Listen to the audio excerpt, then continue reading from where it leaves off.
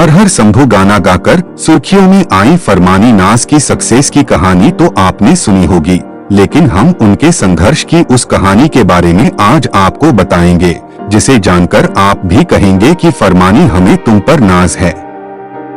तो चलिए वीडियो को शुरू करते हैं। एक समय था जब फरमानी के पास अपने बेटे को दूध पिलाने के पैसे नहीं थे और आज एक दौर है कि उसके पास सब कुछ है। आखिर 3 साल में कैसे फरमानी की जिंदगी बदल गई। कहानी की शुरुआत करने से पहले फरमानी नाज के माता पिता के आर्थिक हालत के बारे में बात कर लेते हैं।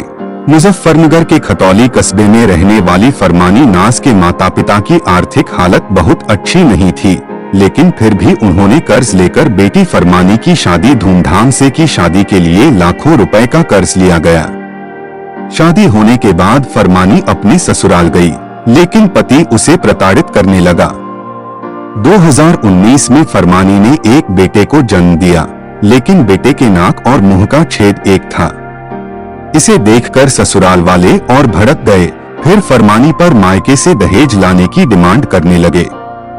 मायके की आर्थिक हालत देखकर फरमानी प्रताड़ना का घूंट पीती रही, लेकिन सब्र का बांध एक दिन टूट गया और वह अपने 1 महीने के बेटे को लेकर मायके आ गई। फरमानी का कहना है कि शादी के बाद भी पति दूसरी महिला से बात करता था। खैर फरमानी मायके तो आ गई, लेकिन यहाँ की आर्थिक हालत ठीक नहीं थी। शुरुआत में उसने अपने पास बचे 1-2 जेवर को बेचा और बच्चे का पेट पालने लगी, लेकिन कुछ दिनों में ही पैसे खत्म हो गए। अब फरमानी के सामने अपने बेटे को दूध पिलाने तक के पैसे नहीं थे।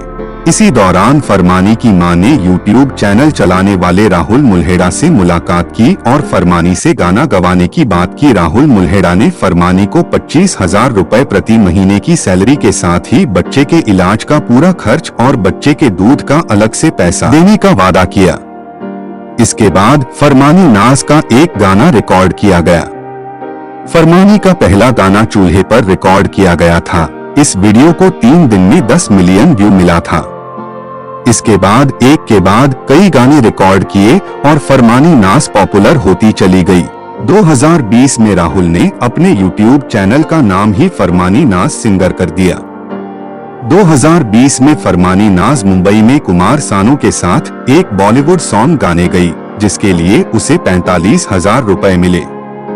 2020 में ही इंडियन आइडल का ऑडिशन दिया और उसी वक्त गोल्डन टिकट मिल गया, लेकिन उस वक्त पर बेटे का इलाज शुरू हो गया, जिस वजह से वह मुंबई नहीं जा पाई। बच्चे के इलाज के बाद फरमानी की जिंदगी में खुशहाली आ गई।